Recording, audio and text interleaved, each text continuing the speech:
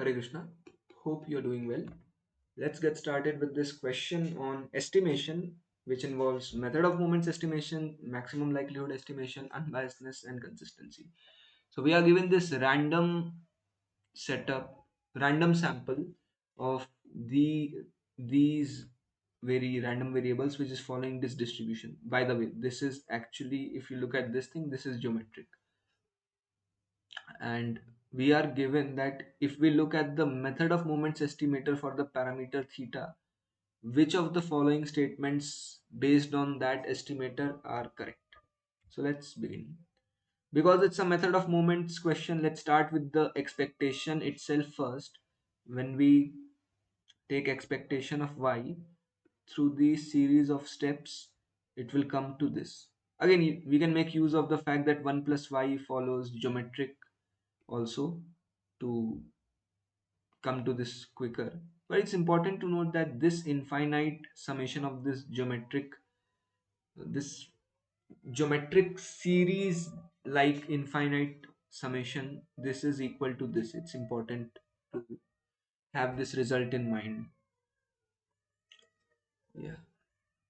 And once we have this, the way method of moments works is we equate this with the sample mean and sort of adjust in a way such that some function of the sample mean is equal to theta. And when we make that adjustment, we see that it is this thing. Not only that, we see that expectation of y plus 1 is exactly 1 by theta. So, by method of moments estimation, y bar plus 1 is going to be the method of moments estimator for 1 by theta. And fortunately or notably, it happens to be just the reciprocal of this thing. So, what we have is 1 by theta hat, where theta hat is the method of moments estimator over here. This is an unbiased estimator of 1 by theta. Now, coming to maximum likelihood estimation, we take the joint PDF and we would then differentiate it over here and see where the value of for which value of theta it is getting maximized. But this would be difficult to differentiate by its in its original form. So we can take the logarithmic transformation. It's a monotonic transformation, so it simplifies the form, and then doing the differentiation becomes easy, and the point where the derivative becomes 0 corresponds to a theta of this, which again corresponds to theta hat mme. So the method of moments estimator is also the maximum likelihood estimator.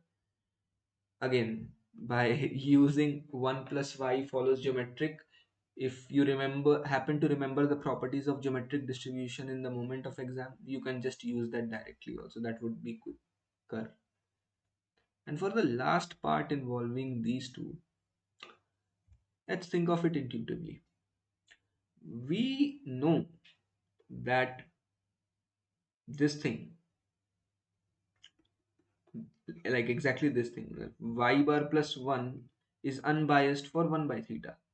Now, suppose if it was possible that the reciprocal 1 by y bar plus 1 was unbiased estimator for theta, what it would mean is that when we look at the covariance of these two random variables, which is an expression over here, this one, this would become 0 because this we anyway know to be 1 by theta, and we are making the claim that this is theta.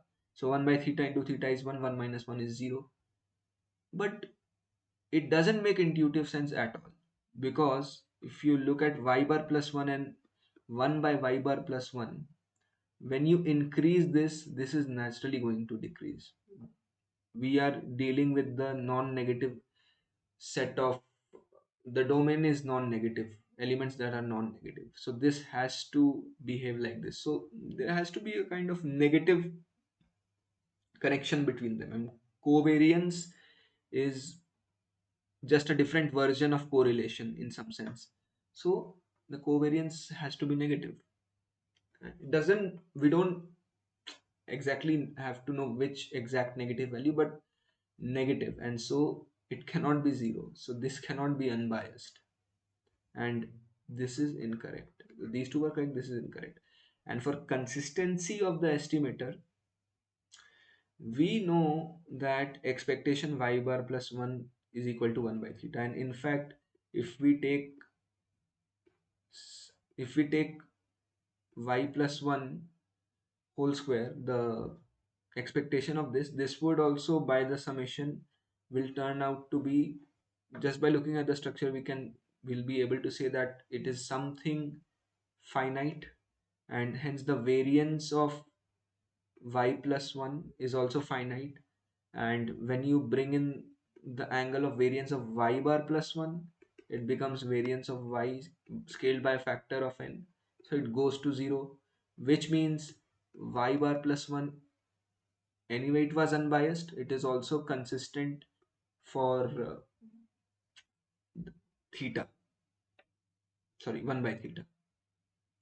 And by continuous mapping theorem, if we take this function like fy equals to like fx equals to 1 by x, then f of y bar plus 1 will also go to f of 1 by theta, right?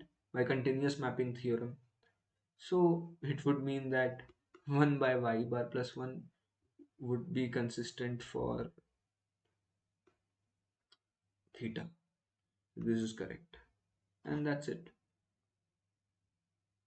But to me, the interesting thing to note from this problem was this angle, that we can infer about this unknown quantity by its connection with this known one, and how the relationship cannot make certain things possible.